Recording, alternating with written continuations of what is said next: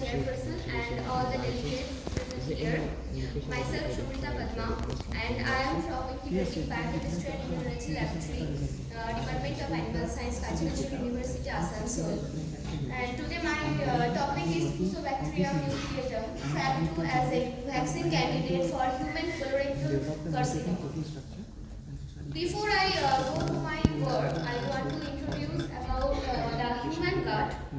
That is, human gut contains trillions of bacteria that is 10 times larger than the whole body cell that human contains. But we can categorize the bacteria as a good bacteria and some are bad bacteria, and they live in a symbiotic relationship in our human gut. They actually they maintain the homeostasis in the gut, but if any circumstances the bad bacteria increases or the growth of the bad bacteria increases, then or the good bacteria become less, then our dysbiosis is occur. That may lead to inflammatory gut disorders such as irritable bowel disorder, ulcerative colitis, or ultimately to the colorectal carcinoma. When the disorder occurs, it weakens the body protective function. It hampers the normal colon, mucosal or submucosal lineage, and it turns into ulcerative colitis. It forms polyps, and then ultimately it converts into colorectal cancer. And the Fusobacterium nucleatum, it is a gram-negative bacteria. It is Brindle-shaped bacilli from the family Fusobacteriaceae. It plays a very important role in colorectal carcinoma.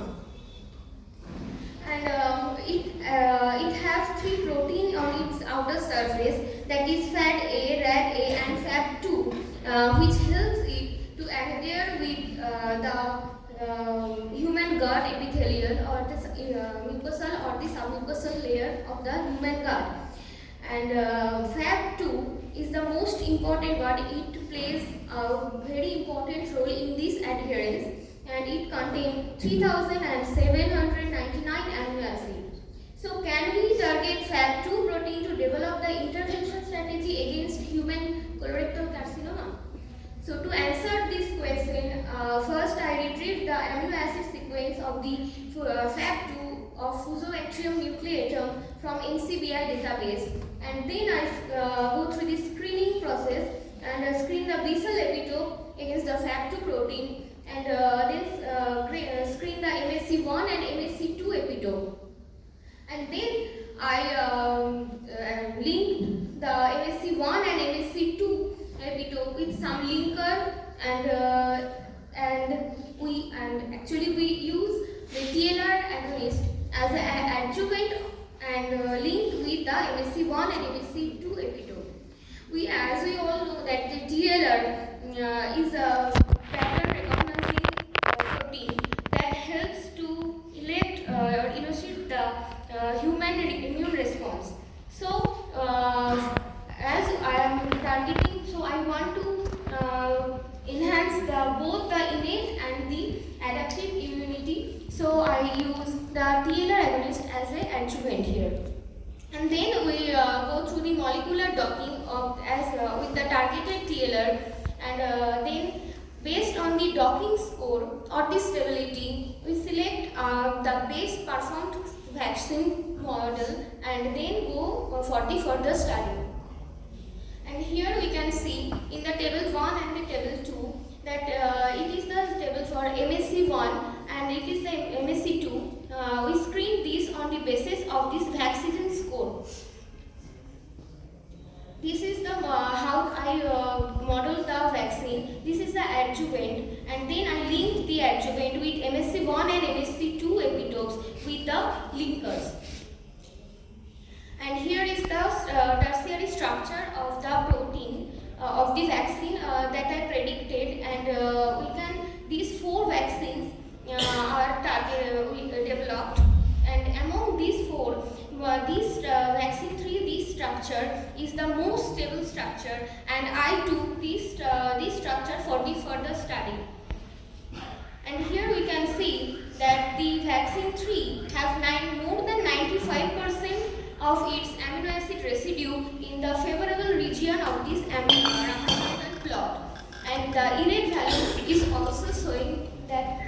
result. And next I perform the want to see that it is about its antigenic score and its allergenic property, its solubility and other physicochemical characteristics. So it is shown that the vaccine 3 is highly antigenic and non-allergenic. It is very good solubility and the other all the physicochemical properties are it's showing it is the good perform. Okay, then we talk the here we talk the vaccine with the TLRs, and we can see this TLR5 talking with the TLR5. The result is the most stable, and here is the interaction, and we can see that we have this structure, dog structure, have 57 hydrogen bond and 9 hydrophobic bond, and this is the most stable structure, and so we are performing the further study with this structure. And for observing the stability of this structure, we go for the normal mode analysis, and this shows that the fractuation or eigenvalue, all the depending on the mode fractuation, this is the mode. This structure is the really a very stable one. So here we go for a immune simulation, in silico immune simulation, and here this graph shows that the IgM and IgG these increase in a high level in a single dose of this vaccine. So we can say that it is performing as a good immune. It is illustrate the good immune response in the human body, and the cytotoxic T cell and the other helper T cell is also increasing. So that means we can say that it can erase the immune response in our body.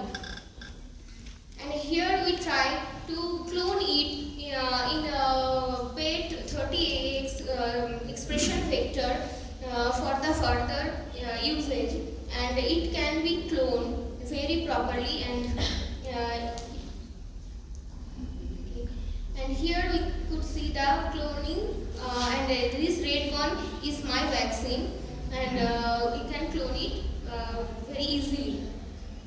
And we can conclude that first we screen the vaccine from the it is a multi-epitope vaccine, and we screen it from the B cell epitope and T cell epitope, and then the MSC1 and MSC2, that is the T cell epitopes, and then we develop the vaccine which can interact with the TLR very efficiently, and it could prevent the colorectal cancer and raise the immunity against it. And these are my selected reference, and I would like to thank Dr. Suprabhat Mukherjee, my supervisor sir, and these are my lab mates from Integrated Biochemistry and Immunology Laboratory. I would like to thank ISCA and New Biology Section and the RTM Nagpur University for giving me this platform, and I would like to thank the government of West Bengal for supporting me. Thank you. Thank you. Is there any question? Yes. How do you get the allergenicity? Yes, sir. Yes, sir. I have, it is non-allergenic. As we see in the immunosimulation, the IgE is very low in that case. So we can conclude that it is not allergenic. Yes, oh no, sorry, sir. It is high. So that the allergenic it is. You have written IgE. IgE. Yes, yes. Yes, sir. How? Like that or how? No, sir. It's in silico. I did it in silico simulation, immune simulation. Okay. This the in silico model that you have presented to us. Do you have any kind of ambition to prove it in the wet lab? That's in the wet lab instead of dry. Yeah, sure. I will In fact, my work is already going on, and I am trying to clone this vaccine in the vector expression vector. And I will also do this. What type of software are you using? These are different these are in different kind of software. In each the things I am doing, they are in different software. Not a single one. So I could show you there is you can say the protein sol and the JCAT used for manipulation, and these are all the software galaxy defined for the structure, and they are worldwide validated. You can use it. Is there any specific reason to select 5-2 only? Ma'am, it has an important role in the adherence in the mucosal and submucosal layer, and this actually suppress the anti-tumor growth, anti-tumor immune response. It could help in suppressing that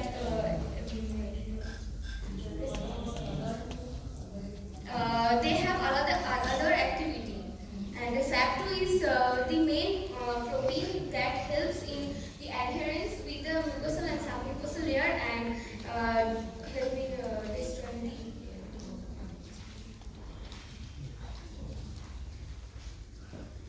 If there are no questions, then I can thank Ms. Padma for your lecture.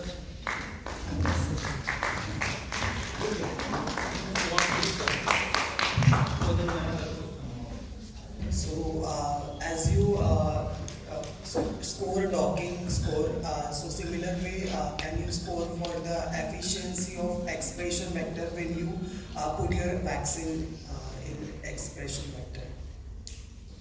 I haven't did that, but I will try. Thank you for